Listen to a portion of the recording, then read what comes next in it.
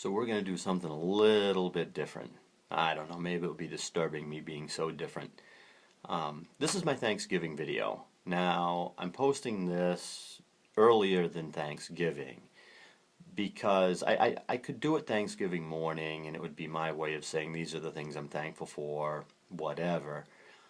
But I want the video to give people a chance to think a little bit before their own Thanksgiving so that when Thanksgiving actually comes for you in a few days, maybe it will mean a little bit something different, or maybe this will give you a little perspective that you would have beforehand, before you actually go plan your Thanksgiving, or just maybe it's some food for thought going into Thanksgiving.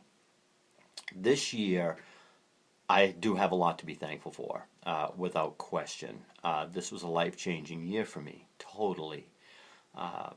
And for me to explain why I'm thankful, I kind of have to explain how crappy things were. So this is how my year was. Since last year around this time, last year at this time I lost my mother, and I was facing the holidays without my mom. Christmas, Thanksgiving, and New Year, and whatever, they were all coming up. And I had also been through a breakup, and it was at that time that both were kind of together, and a lot of emotion. There was a lot of just can imagine what the holidays would have been like, and it was a very lonely time for me. And I kind of gimped my way through the holidays with the help of a lot of friends, and of which I was very thankful for at the time. There were a lot of people that were there, and but it was hollow and empty, and just I thought the worst time of my life. Little did I know, I was just getting started. As I went into the winter, I had a little bit of financial difficulty, and I was still reconciling a lot of the emotional things that had gone on during the month of November for me, and still dealing with my mother and whatnot. And I did a lot of sleeping on my friend's couch, put it that way, because I didn't want to go home to an empty house at night, and I was really struggling. And when at night, that's when the demons come, as they say. And I spent a lot of time. I spent a lot of time partying, going out, trying to forget things, and that never works. It makes things a lot worse. It's hard on your health. I gained a lot of weight. It was just not the thing to do. But like most people, you learn the hard way.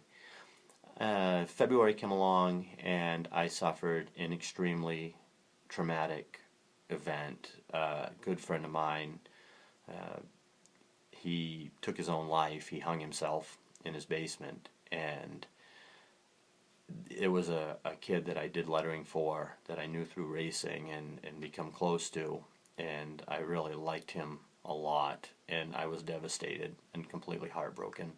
And since I did his work, his family asked if I would make some of his race car numbers and put them on his casket, which I did at his visitation with him in it, and it was the most difficult thing I've ever done in my life. I can say that. The emotions that during that time were just, I was numb, but at the same time I was feeling a lot of emotional things going on with that. And I struggled with that, and plus the other problems I was dealing with. Along came my birthday, the beginning of March, and another lonely time for me. The first time I hadn't had my mother, and I was wishing other things in my life would turn around. And it's at that time I found out, because I was getting sick all of the time, and I was weak and having a lot of intestinal pain, I found out I had colon cancer. Surprise, surprise, it just kept getting better and better. And so here I am, I'm dealing with my own mortality along with everything else, and financial difficulty, and that's when the foreclosure notices started coming, because my house was really behind, because I mentally wasn't working along with not having the work, and I had gone into the winter with not much money, and it just snowballed from there. And so now I'm looking at losing my home. So, like they say, I guess they say, you always have your health. Well, I didn't. So, I'm struggling with the what I consider my impending death because my dad passed away from colon cancer. So I was always thinking, yeah, it was in my future sometime, but definitely not at my age. And so I'm dealing with the financial aspect of it, my own mortality, being kind of alone, not having my mother, not having someone that I could really turn to, or somebody close, and that of course made me miss other people in my past who I'd been close to even more because I wanted to have somebody to talk about this problem. And my friends stepped up to the plate. My friends were just really great for me during all these periods, and I cannot say enough about them. So, along comes the spring, and suddenly something just turned around. I started donating a little bit of myself through the cancer thing. I'm artistic, and I was drawing pictures for kids who had cancer, and kind of through a roundabout way became this caricature drawing guy at the hospital, and a light went on at that time. I understood a lot of things. The previous week leading up to my first treatments, I'll tell you, was about the low point of my life. It's the time I really kind of wanted to end it. I went out drinking like normal. Went out on a Monday night. Pathetic time to go out as a Monday night when you really when you do that. And I went to Portland. And it was snowy and it was cold. And I left the bar, closed it down, 1 o'clock, and I drove up to the promenade, which is for those in the Portland area know, but people who don't, it's just an overlooking place. It's a quiet place. It's like a park in the north end of the city of Portland in Maine. And it was cold. It was a frigid cold night. And I went out and I parked, and I walked out, and there's a little bit of a field area there. And it was a crisp night. You could see a million stars. And I'm crying because in part, just totally shook up. And just I was just looking at myself in the mirror, and not so much the problems that I had, but I was looking at what I was doing. And I just walked out in the middle of the field, and not so much in a religious way, but kind of like a throwing it out to the universe way, not specifically God, Jesus, and all of that, because I'm more of a scientific person. But I went out in the middle of the snow, and I just sat down, and I said, I don't care if I die here. I don't. I'm done. And I sat in the snow. It melted because my warm butt was melting it, and it was freezing on my jeans. And I sat there and I bawled my eyes out, and just looking and just saying, how could this all happen? How could a decent life, a pretty happy guy, get stonewalled by just bowled over by these things? I mean, my health, the death of my friend, the death of my mom, the breakup of someone I really loved, the loss of all of these things altogether, finances, being sick all the time. There was no future, none, in my eyes. And I sat in that snow for at least, it had to be 2 hours. I know it was at least 2 hours that I sat there, numb from the waist down, my pants soaked, freezing.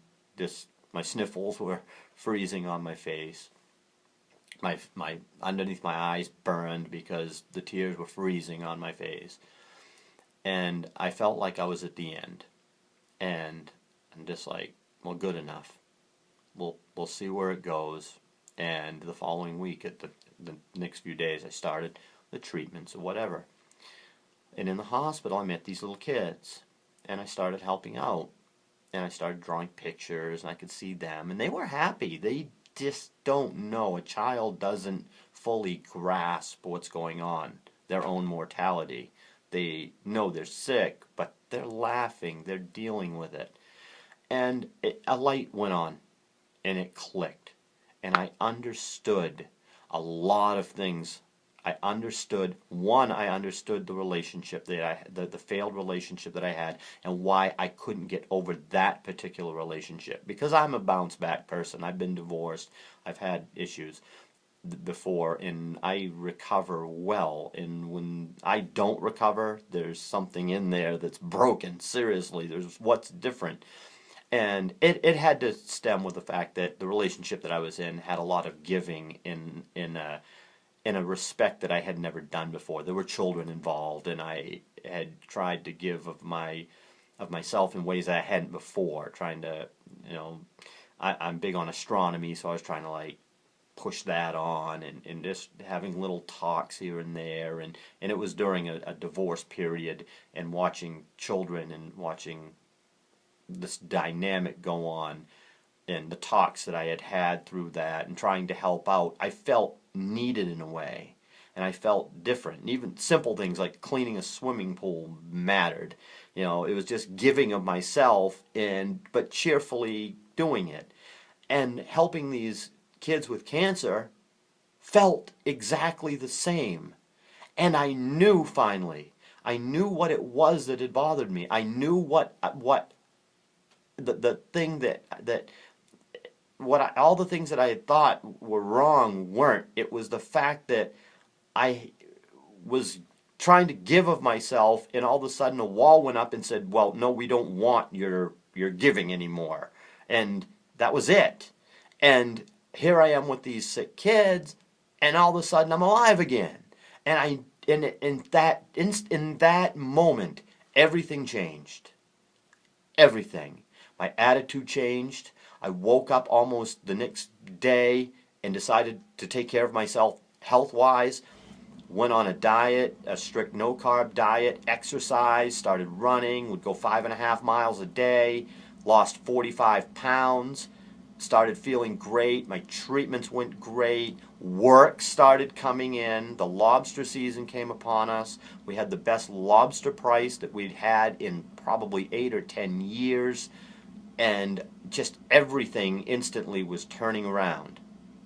And then the biggest thing, one fateful night, was at the racetrack, and there was an on-track incident. And